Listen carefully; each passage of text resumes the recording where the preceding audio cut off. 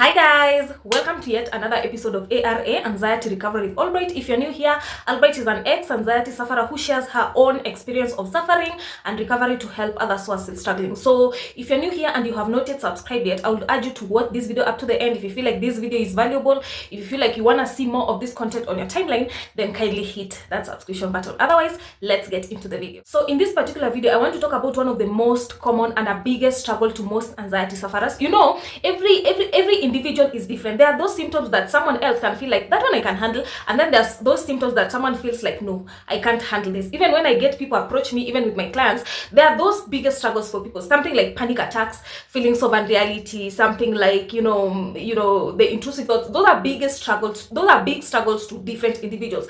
Then there's someone who heart palpitations. Like for example, me, heart palpitations were my biggest struggle. You know, I always just thought, what if it's a heart attack? What if it's this? Like they used to scare me big time. You know, earworms. Those are my biggest struggles. But to someone else, they feel like they can handle heart palpitations, but feelings of unreality is the ache for them. So in this particular video, I want to talk about digestive issues, which is one of the biggest struggles to most anxiety sufferers. When people approach me, their biggest struggles, digestive issues, feelings of unreality, the panic attacks, the intrusive thoughts. So if you struggle with irritable bowel syndrome, in bracket, digestive issues, watch this video to the end on how I was able to overcome digestive issues. So there are a couple of digestive issues brought by anxiety, something like bloating, constipation, nausea, weight loss, you know, butterflies in the stomach, blood in the stool, loose stool.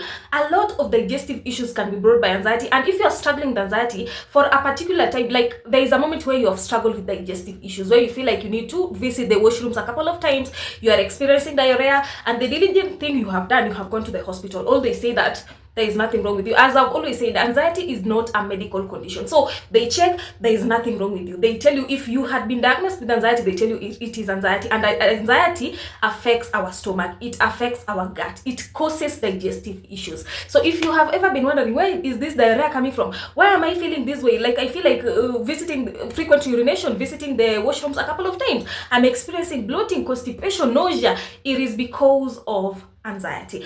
And here is how anxiety causes digestive issues. First of all, when you're struggling with anxiety, digestion is not a priority.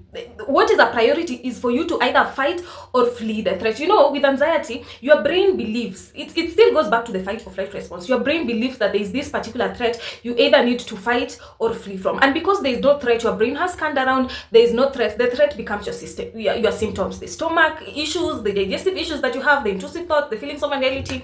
So digestion is slower down, like it can stop when struggling with anxiety. That's why you find that even food takes time to digest. You're finding that you're struggling with, you're struggling with nausea, you just feel like throwing up. And when you're struggling with nausea, you can even struggle with loss of appetite. When you struggle with loss of appetite, you struggle with nausea, the consequence is that you're going to lose weight. So that's a symptom of anxiety. So when struggling with anxiety, digestion is slower down, or it can either be stopped because digestion is not a priority. What is a priority is either you fighting this threat or fleeing away from this threat. The second reason why how anxiety causes digestive issues is because blood is moved away from the stomach to the legs, to the heart, to the muscles. Because when you need to fight this particular threat, your muscles tense up. So you need blood. You need blood in your to the important areas, to the heart, to the muscles, and that is the reason why you experience this digestive, because blood is moved away from the stomach to the areas that the body consider important. Another thing is your gut. Your gut has some organisms, some microorganisms called microbiomes. So someone struggling with anxiety, their microbiomes are not as they have less microbiomes as compared to someone who is not struggling with anxiety. That's why you find that someone is less resilient to stress, because the microbiomes in their gut, first of all, they are not as healthy, and second, they have less microbiomes as compared to someone who is not struggling with anxiety. So if you ever ask yourself, like, why am I having this, is because of the blood being moved away from the stomach area. It is because digestion is slower down, and also the microbiomes in your gut are less.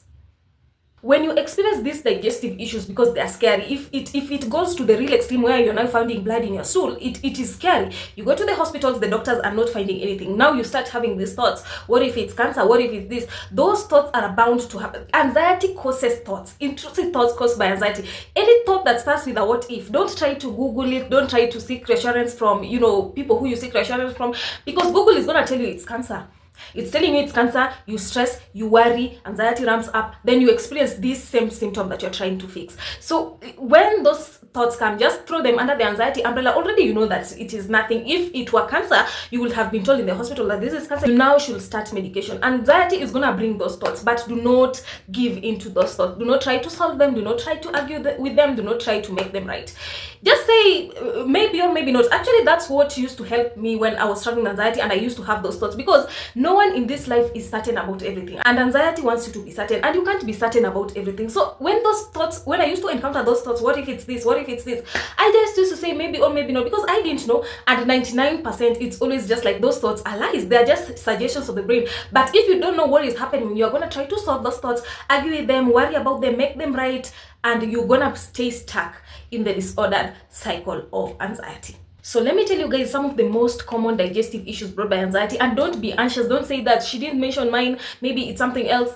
I'm only trying to remember what I had. So even if I didn't mention yours and you have been to the hospital, they say that you are all fine, it's anxiety, then be sure, trust your doctor that it is anxiety. So the common digestive issues brought by anxiety is bloating, loose stool.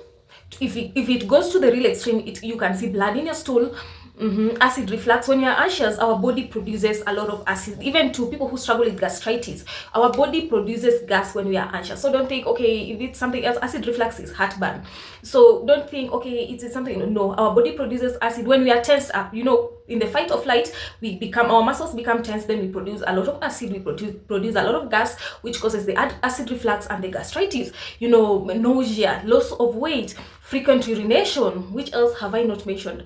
Diarrhea. I used to struggle with diarrhea. Diarrhea was also a struggle for me, because I used to feel like, you know, I'm losing a lot of water. What the hell is wrong with me? So any digestive issue that you're struggling with when you're in the disordered cycle of anxiety and you have been to the hospital and they're not finding anything, that is anxiety. Do not worry about it. Nothing is going to happen to you. When you focus on overcoming anxiety, as a consequence, those digestive issues are going to go away. Don't focus on the diarrhea. Don't focus on you're trying to fix the diarrhea. You will waste thousands of money in the hospital. You'll waste a lot of money. Now you're struggling to fix the acid reflux, the diarrhea on its own, the constipation, the bloating. No, all those symptoms are symptoms of anxiety. When you throw them under the anxiety umbrella and you focus on overcoming anxiety, as a consequence, those symptoms will go away on their own.